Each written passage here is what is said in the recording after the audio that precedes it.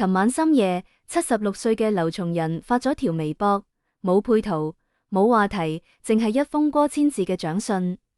核心內容就3個字：咪說對唔住。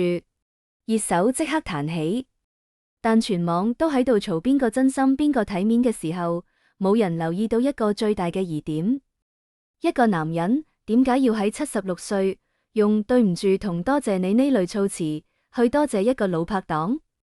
你見過邊個普通拍檔值得你用呢種語氣寫一封信？除非你心入面一直收住佢，只係收咗幾十年，收到連自己都差啲信咗，嗰個即係友情。嗰封信入面收埋咗唔應該有嘅心疼。劉松仁喺信入面坦白咗一件事：後生嗰陣拍夫，佢脾氣大到黑死人，一入咗夫就六親不認，邊個打斷佢，佢就當場反面。咪說當年仲攻過佢，佢照樣衝住佢鬧。換咗第二個人，早就反面啦。但咪說唔單止冇走，仲喺背後一個一個幫佢執手尾，同劇組嘅人解釋，松仔唔係故意嘅，佢只係太入夫啦。據劉松仁講，呢句說話佢講咗無數次。佢後嚟先知道，當年佢得罪嗰班人入面，有好多都係咪說一個一個去道歉，去做和事佬，去解釋，先至令佢冇俾成個劇組孤立。你諗下呢個畫面，一個大紅大紫嘅女明星，日日跟喺一個脾氣臭嘅男人後面，幫佢執手尾，佢圖啲咩？圖友情？友情唔使咁，圖利益？佢哋又唔係同一間公司，圖嘅大概就係呢個人啦。更令人心裏一酸嘅係秦始皇嗰件事。當年亞視拍秦始皇，電視台覺得冇適合米雪嘅角色，直接將佢踢走。劉松仁覺得唔得，呢部夫冇佢唔完整，於是佢親自幫佢寫咗2集夫，飛去韓國雪山上面拍，零下幾十度，佢一片一片地演，一個走位都唔肯放過。米雪後嚟講，嗰個係我最滿意嘅客串之一。你睇下，佢俾佢鬧咗半世，但一世都記得佢幫佢爭取翻嚟嗰2集夫。呢種記住，唔係拍檔之間嘅記住，係心入面有你，先會記住你俾嘅每一分好。二松仁玉米，全香港都以為佢哋一齊咗。由1981年嘅武俠帝女花開始，到瓶中合影錄、法網柔情、啼笑姻緣、8月桂花香，10幾部夫，30年，次次都演情侶。觀眾幫佢哋改咗個花名叫松仁玉米，意思係松仁配玉米，天生一對。每次訪問，記者都問你哋現實中係咪一齊咗？2個人次次都笑住否認，淨係好朋友咋，最佳拍檔啫。但你睇下佢哋嘅互動，邊似得淨係朋友？據劇組知情人士透露，拍瓶中合影錄嗰陣，有一場夫係張丹峰同雲裏喺月下對望，導演嗌咗卡之後，劉松仁冇即刻放開米雪隻手，工作人員全部都睇到，但冇人敢講。嗰個唔記得放手嘅瞬間，可能先至係最真嘅。仲有一次拍法網柔情期間，米雪感冒發燒，劉松仁二話不講，親自揸車送佢去醫院，喺急症室等咗成晚。第2日返到片場，佢邊個都冇提，只係默默多咗幫佢準備咗一杯暖水。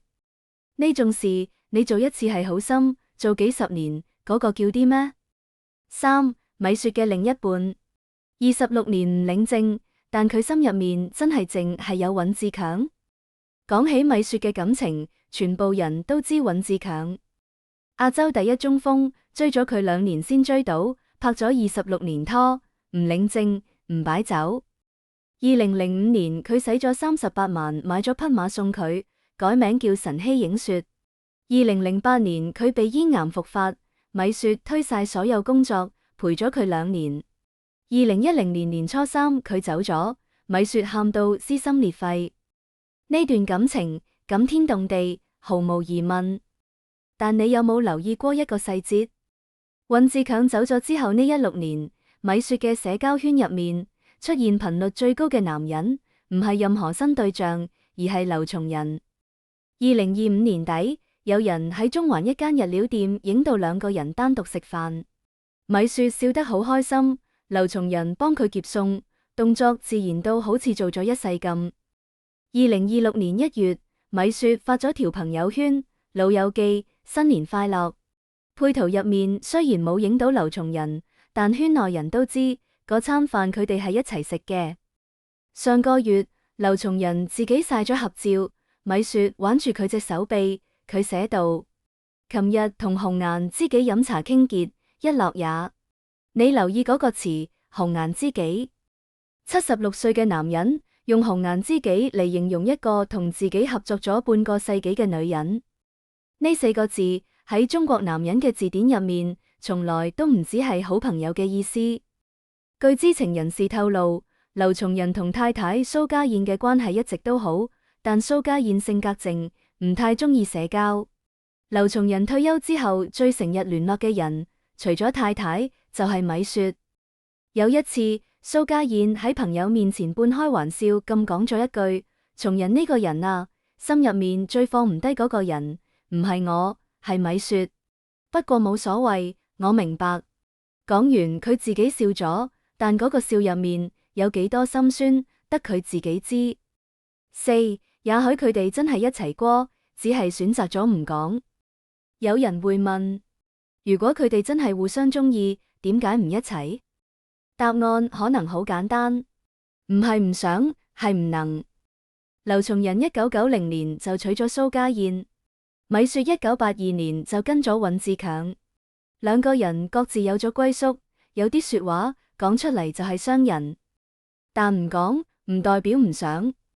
據米雪身邊嘅人透露，米雪有一個習慣，每年尹志強嘅忌日，佢都會去廟入面拜一拜，然後去一個地方坐坐。